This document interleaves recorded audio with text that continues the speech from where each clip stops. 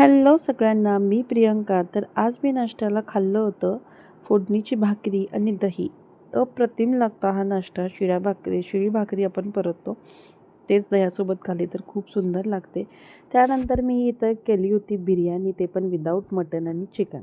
त्याचं झालं असं की परवा बिर्याणी केली होती, त्याचा तांदूळ जास्त झाला म्हणून मी भाजून थोडासा बाजूला ठेवला होता आणि मटणाचं जी ग्रेव्ही, मटण जे केलं होतं बिर्याणीचं, त्याची ग्रेव्ही उरली होती. तर असे सगळं मिक्स करून अशी छान विदाऊट पीस मटणाचे अशी बिर्याणी केली होती. तर खूपच छान झाली होती.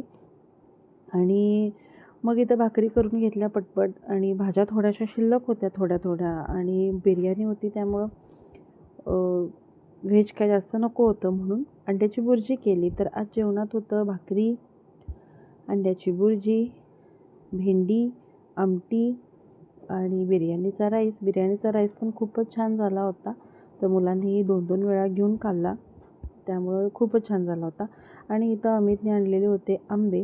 तर आमच्या झाडालाही हापूस आंबाच असतो, पण तो यायला वेळ असतो, म्हणजे मेच्या शेवट तो आंबा खायला येतो, त्यामुळं विकत आंबे थोडे दिवस आणावे लागतात.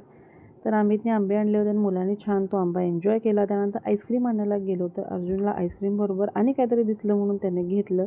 आणि संध्याकाळी गेलो होतो मग आम्ही वाढदिवसाला. तर एका छोट्या मुलग्याचा वाढदिवस होता 5वा, तर त्याच्यासाठी गेलो होतो. तो फार्म हाऊसवरतीच वाढदिवस केला होता. तर जेवणही छान होतं. बिर्याणी होती आणि रस्सा आणि रायता. तर आजचा दिवस पूर्ण बिर्याणीवरतीच होता. तर असा होता माझा आजचा दिवस. व्हिडिओ आवडला असल्यास नक्की लाईक करा, शेअर करा आणि चॅनलला जरूर फॉलो करा.